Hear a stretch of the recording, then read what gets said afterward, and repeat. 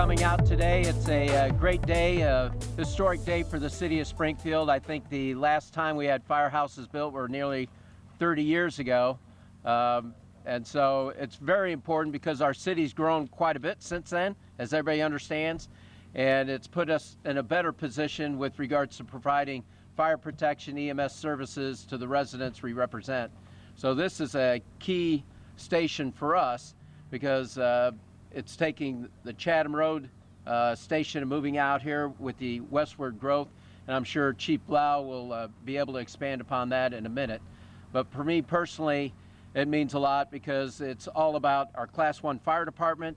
The residents pay for that Class 1 service, and this is one way we can show it and give back to our community. So we thank everybody for being part of that. We want to recognize Mayor-elect Busher for being here, Treasurer Busher, as well as Clerk Lesko. And then, of course, Alderwoman Conley, she'll be saying a few words on behalf of the City Council. But with that, I'd like to introduce Chief Brandon Blau that helped getting us to this point, especially lending his fire department expertise and bringing the troops together to work with the private sector to make it happen. So, Chief Blau.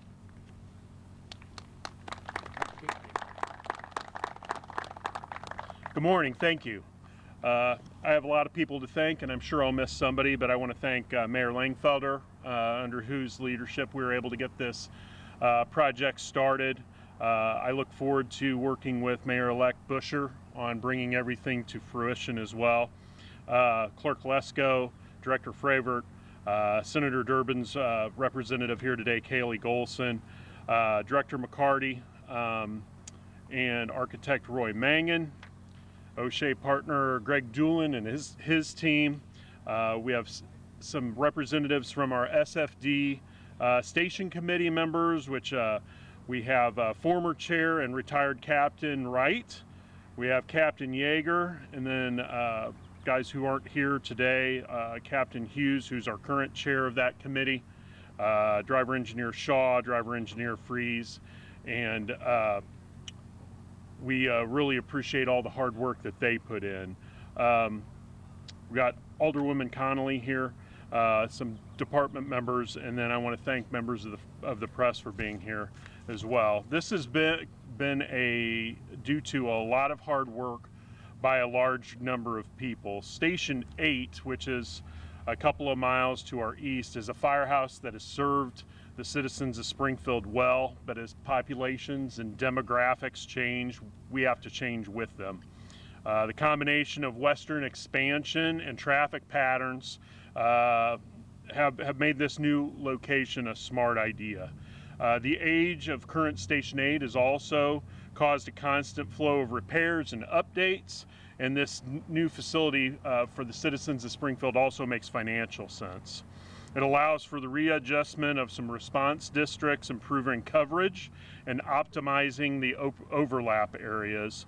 And in addition to all of that, that's great for the community, for our folks, for our men and women that are on the front lines of the fire department. It will provide an influx of excitement, enthusiasm, and a morale boost for our personnel. That being said, this new station will be much more than just a building. For me, it will represent two things, commitment and appreciation to our neighborhood, our firefighters, and our community at large. To this neighborhood, it's a sign of our commitment and a reminder of the appreciation of those that we serve in an up-close, visible, tangible, personal way, something that they can see in their neighborhood as a constant reminder that we're here. For our firefighters, it's a sign of appreciation for what they do every day. It's an investment in their health and their well-being. With the challenges that they encounter on a daily basis, we also want this to be a safe space, a comfortable space, and a space to unwind and recharge for their next call of service. For the community, it shows our dedication and our commitment to get things done. Getting to this point has required significant commitment by a team of people. This new project is also a thank you to our community for the confidence that they have given us to get to this point. At the risk of going on and on, which I am prone to do, I've been told, I will cut it off there and just say that I appreciate everyone's time, support, and encouragement, which has been the catalyst for getting this project to where it is today. We thank you for being here at the start and look forward to seeing you at the finish. Stay safe and Godspeed.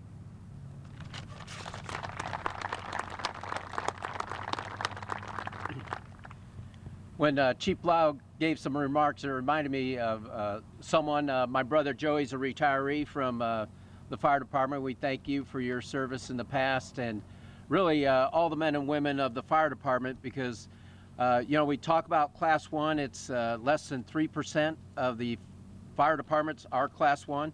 And again, that's because of our residents supporting that. But what that translates into, everybody says, well, lower insurance rates, better fire protection, of course, EMS services, second to none. But it really translated in the numbers recently. The city of Springfield was recognized for being, I believe it's about $6,000 of household monthly expenses annually below the national average. And the two things they recognized were the insurance rates and the utility rates. So the insurance rates are a direct reflection of the Class 1 fire department. And again, having our own utility, CWLP, lends itself to that. So that's the importance of the investment. It's the safety aspect, but as Director McCarty can relate to, as he expressed last night, it's the financial aspect of it.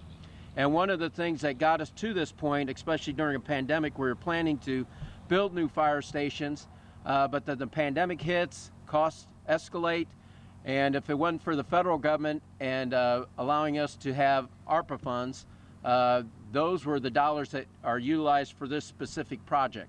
It's $4 million for the entire build of the 3 stations. So for each one, it's you know, roughly about $1.3 million for each one spread across. And it would not have been possible without the 2 senators from Illinois, because it passed by 1 vote. So I let Senator Durbin and Senator Duckworth determine who casts the tie-breaking vote, who casts the winning vote. But the deciding vote not only helped Springfield, it helped the county getting $30+ million in ARPA dollars. The school district received tens of millions of dollars, as well as the city of Springfield, but communities across the state and across our country, helping us come out of the pandemic stronger.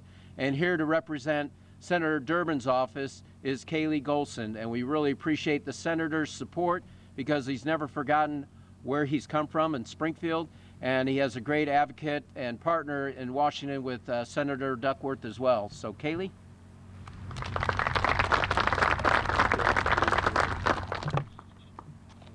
Hello. I'm Kaylee Golson. I'm the Downstate Director for Senator Durbin. He's in Washington today, so he asked me to read a brief statement on his behalf. I wish I could join you at today's groundbreaking ceremony for Fire Stations 6 and 8, and I want to thank Mayor Langfelter for the invitation. In 2021, Congress came together to pass the American Rescue Plan, which included state and local funding to help cities like Springfield respond to the immediate needs facing the community. Springfield has put this assistance to good use by building its newest firehouses in nearly 30 years, which will reduce emergency response times and keep residents safe. I will continue to do all that I can to bring federal funding home to Illinois to make more important projects, like the ones being celebrated today, a reality. Thank you all on behalf of Senator Durbin.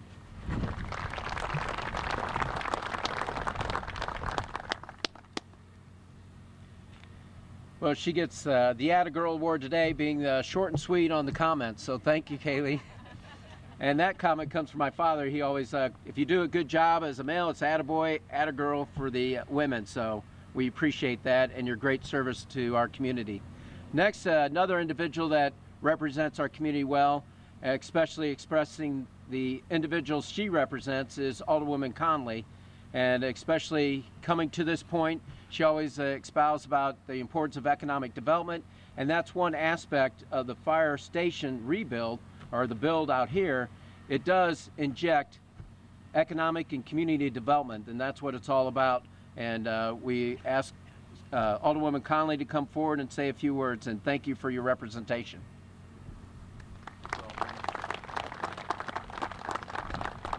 Thank you, Mayor, very much. Thank you, everyone, for coming out. This is an exciting day. I'm not going to dwell too much on the current logistic issues with Station 8. I think we all know how much fun it can be to drive down Monroe in the morning, afternoon, or evenings. This is an exciting time to see the work of a council that has worked over the years with this mayor to get us to a point where we can break ground today on a beautiful new station for our firefighters. Chief Blau spoke last night at our city council meeting about some of the work that our firefighters, our Class 1 fire department, did as a response to the horrible accident this week on I-55. We have a fire department that has the ability, the skills, and the training to respond to a range of situations, to respond to it professionally, and to minimize loss and damage to human life, to property, and as in the case of this accident, to environmental damages. So it's time for us to see a community commitment back to our fire department in terms of a first-class station for our firefighters. I'm looking forward to expanding this initiative throughout the city to see a renewal and an investment in what I consider to be our very critical infrastructure, our first responders. So today I thank all of you for your time, for your efforts, for the work that you've put in, and again, very excited to see the ground break on this beautiful new building for our Fire Station 8. Thank you very much.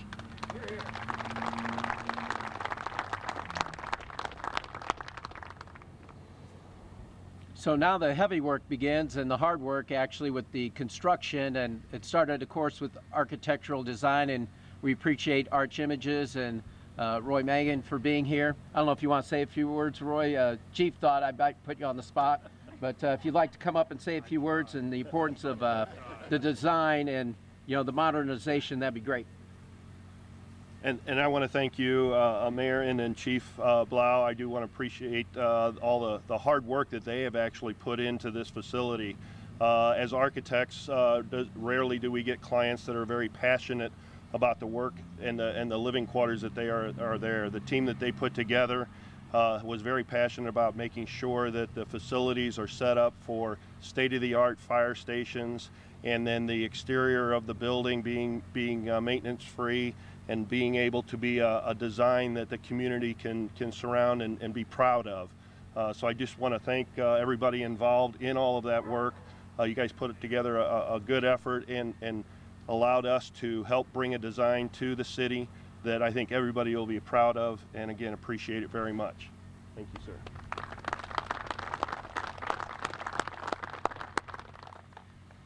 And last but not least, one of our great partners in the project is O'Shea Builders, and they help build our community. It's a family-owned business, and this has been a unique project because we're using them kind of as a general contractor to make sure we stay on time as much as possible, and then put it out for bid with other contractors. And the importance is with minority engagement, things of that nature. So with that, representing O'Shea Builders is Greg Doolin. If you would please come up and say a few words and the importance of this project, we would appreciate it. Thank you, Greg. Thank you, Mr. Mayor. Just a few comments. This should only take about 20 or 30 minutes.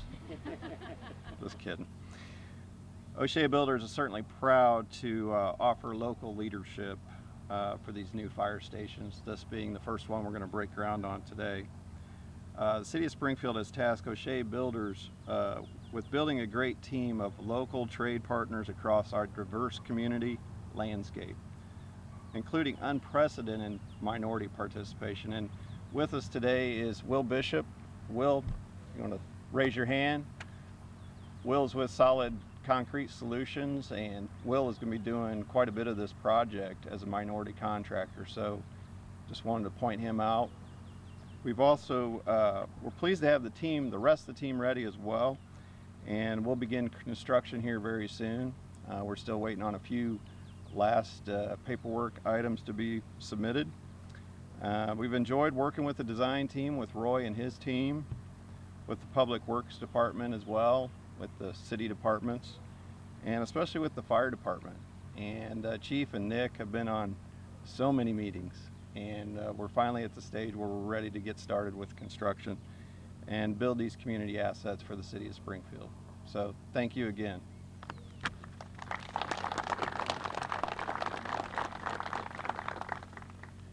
Thank you very much. And with that, we'll do the groundbreaking. So I'd ask Mayor-elect Busher to come up, as well as Clerk Lesko, Director McCarty, and William Bishop, if you'd like to come up as well. And then Nick Zumo, you can come up, and if hopefully we have enough shovels. If not, I'll share mine. How's that?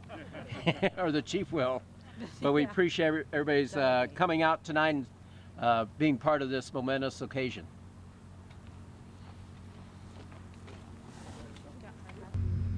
Yeah.